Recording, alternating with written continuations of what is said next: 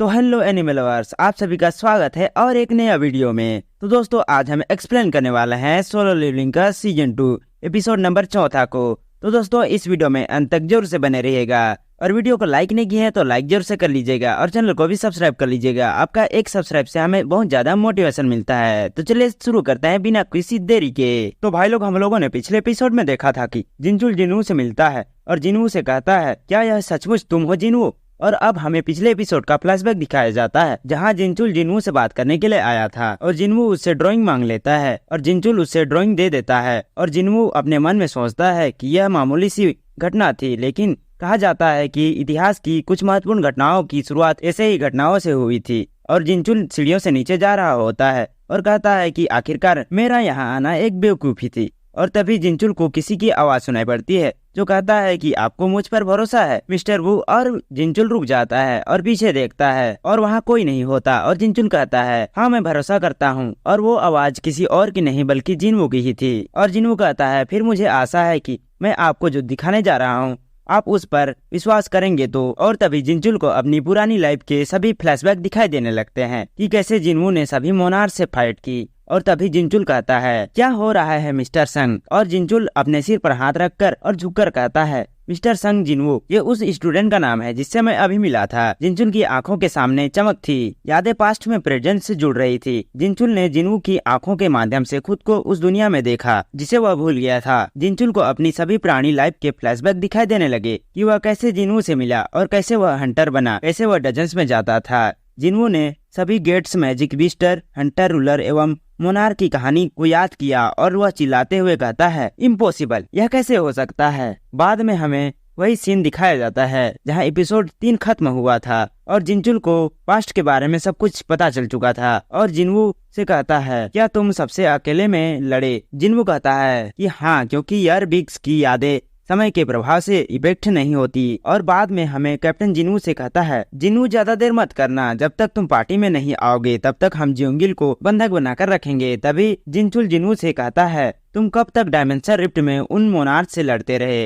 Record के हिसाब से तुम 2 साल के लिए गायब थे, लेकिन इतने कम समय में तुम किसी भी तरह उन मोनार्क को नहीं हरा सकते। तभी जिनवू कहता है 27 साल मुझे इतना वक्त लगा उनको हराने के लिए। और यह बात सुनकर जिनवू हैरान हो जाता है और जिनवू से कहता है क्या तुम्हें इसका कोई अफसोस है। और जिनवू उसे जवाब देता है नहीं, इससे मुझे कोई फर्क नहीं पड़ता कि कितनी बार फैसला सुनाया गया है, मैं हर बार एक ही ऑप्शन को चुनूंगा। और बाद में जिनचुल जिनवू को इस्तेमाल करते हुए कहता है खैर ऐसा लगता है कि तुम अपनी जिंदगी का आनंद ले रहे हो। और जिनवू कहता है कि मैं इससे खुश हूँ, इसके अलावा मुझे अपनी फिजिकल बॉडी में बदलाव करते रहना होगा क्योंकि अब मैं बूढ़ा नहीं होऊंगा। और जिनचुल जिनवू को देखकर अपने मन में सोचता है कि अमरता की शक्ति ने जिनवू को भगवान का दर्जा दे दिया है, फिर भी इतनी अनॉर्मल पावर्स के साथ यह नॉर्मल ह्यूमन की तरह रहना चाहता है। जिनचुल जिनवू से कहता है क्या तुमने सोचा है कि तुम फ्यूचर में क्या करना चाहते हो। जिनचुल कहता है कुछ खास नहीं सोचा है अभी तक। तभी जिनचुल कहता है फिर तुम हमें ज्वाइन कर लो, तुम्हारा मतलब पुलिस। जिनचुल कहता है कि हाँ, और जो अपराधी हाल ही में हमारे पुलिस स्टेशन पर दिखाई दे रहे हैं वो सभी तुम्हारे शैडो मॉन्स्टर से डरे हुए हैं। और तभी जिनवू कहता है लेकिन अगर मैं पुलिस को ज्वाइन कर लूंगा तो बाकी ऑफिसर्स के पास करने के लिए कुछ भी काम नहीं होगा। और तभी जिनचुल कहता है यह ठीक उसी प्रकार की दुनिया है जिसे हम बनाने का प्रयास कर रहे थे। और तभी जिनवू कहता है मुझे इसके बारे में सोचने दो और वह जानने लगता है। तभी जिनचुल कहता है मैं तुम्हारा जवाब सुनने के लिए उत्सुक हूँ। जिनवू जाते जाते कहता है प्लीज ऐसा ना करो, मैं जानता हूँ आप बहुत ज्यादा काम करते हो और आपको पैसे ना के बराबर मिलते हैं। और बाद में हमें एक रेगिस्तान का सीन दिखाया जाता है और अप्रैल खत्म होने वाला था और मई शुरू होने वाली है। अचानक कुछ अजीब दिखाई देने लगता है। तभी हमें एक आदमी फोन पर डरते हुए किसी से बात करते हुए दिखाई देता है जो कहता है कि मैं एक यात्री हूँ और मैं रेगिस्तान में हूँ। और उस यात्री ने इमरजेंसी सेंटर में कॉल की होती है। वहाँ एक लड़की उसकी कॉल को उठाकर उस यात्री से बात कर रही होती है। यात्री से पूछती है क्या कोई दुर्घटना हुई है। और तभी यात्री कहता है नहीं ऐसा कुछ भी नहीं है। तभी वह लड़की कहती है तो फिर आपकी कौन सी इमरजेंसी है। तभी वह यात्री उस लड़की को कहता है मैंने इसलिए फोन नहीं करा क्योंकि मैं मुसीबत में हूँ, मैंने फोन किया है क्योंकि मैंने जो देखा है उसकी रिपोर्ट करना चाहता हूँ। और तभी वह लड़की उस यात्री को कहती है कि आपकी सिचुएशन अर्जेंट है, क्या हमें हेल्प के लिए किसी को भेजना चाहिए। तभी वह यात्री कहता है मुझे नहीं पता कि मुझे उसे अर्जेंट कहना चाहिए, मैं ईमानदारी से कहूँ तो मुझे यह भी नहीं पता कि मैं इसे कैसे समझाऊं। लड़की कहती है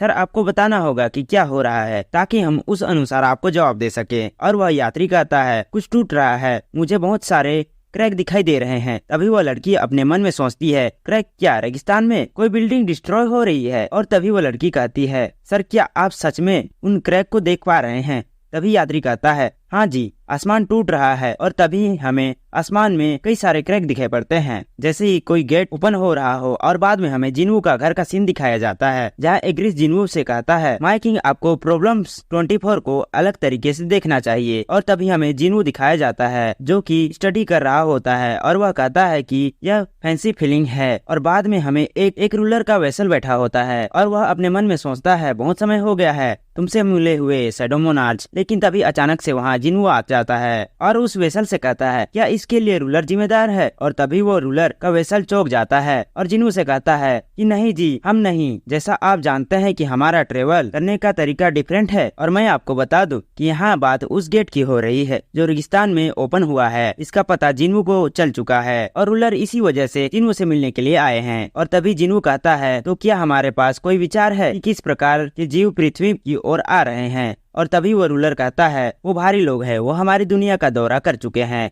मेरा मानना है कि स्वर्गीय सेना के द्वारा खदेड़ जाने के बाद उन्हें अपना रास्ता बदल दिया है। और तभी जिन्वू कहता है लेकिन वो यहाँ क्यों आ रहे हैं। रूलर जिन्वू को बताता है कि वो डेमन की जनजाति है जो जीवन का समर्थन करने वालों ग्रहों पर चट्टाने खाकर जीवित रहते हैं। इन दुष्ट प्राणियों को उनकी दुनिया में टाइटन्स कहा जाता है और यह तो स्पष्ट है कि वह पृथ्वी की ओर आ रहे हैं। और तभी जिन्वू कहता है कि वह हमारे फ्रेंड्स नहीं हैं। और तभी रूलर कहता है कि हाँ तुमने सही कहा, वो हमारे फ्रेंड्स नहीं है। तभी जिन्वू कहता है कि कब अफ्रीकनेशन के इस्तेमाल से पहले ऐसा कभी नहीं हुआ था। और तभी वो वेसल कहता है हाँ यह सही है, असल में यह कॉप अफ्रीकन के पहले ही हमारी दुनिया में आ गए थे और अब ऐसा लगता है कि जैसे ऐसे कभी नहीं हुआ था। और अब वो आपकी दुनिया को निशाना बनाने जा रहे थे, लेकिन उन्होंने पृथ्वी की ओर अपना रास्ता बदल दिया है। और तभी जिन्वू कहता है तो फिर मुझे इसका कारण होना चाहिए। और तभी वो वेसल कहता है टाइटन्स ने आपकी इंकल पावर को ट्रेस किया है, कम से कम हमारा तो यही मानना है, कम से कम हमारा मानना तो यही है कि और रोलर्स ने आपकी मदद के लिए स्वर्गीय सेना भेज दी है। नहीं, वे इसे इस समय पर नहीं बनाएंगे, भले ही रूलर्स अभी अपनी दुनिया से हमारी दुनिया के लिए एक गेट बनाना शुरू कर दें,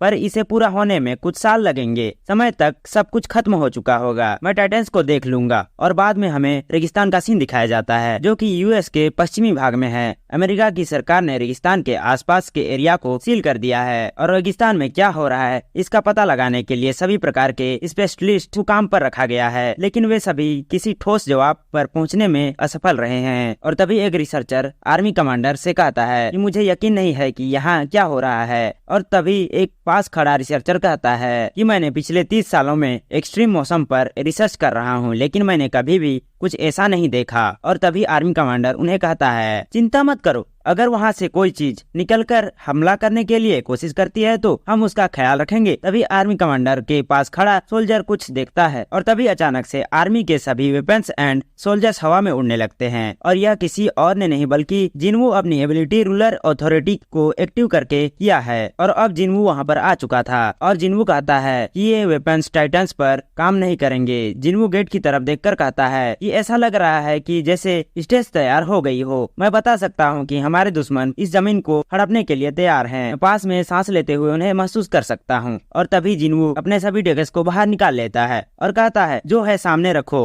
और तभी उन डेगस में से सबसे स्ट्रॉन्ग ट्रगर आगे आ जाता है और जिन्वू कहता है अब जब तुम यहाँ हो तो तुम्हें लड़ना होगा। और जिन्वू उस ड्रैगर को पकड़ लेता है और कहता है मुझे अब लड़ना होगा मोनार्च की तरह, जो कि एक हंटर भी है। और यही पर हमारा एपिसोड खत्म होता है। तो दोस्तों वीडियो कैसी लगी कमेंट में जरूर बताना और वीडियो को एक लाइक और चैनल को सब्सक्राइब जरूर से कर लेना और बेल आइकन प्रेस करना मत भूलना ताकि आपके पास नेक्स्ट एपिसोड जल्दी से आए और आप जल्दी से देख पाओ। तो मिलते हैं नेक्स्ट वीडियो में, तब तक के लिए बाय बाय।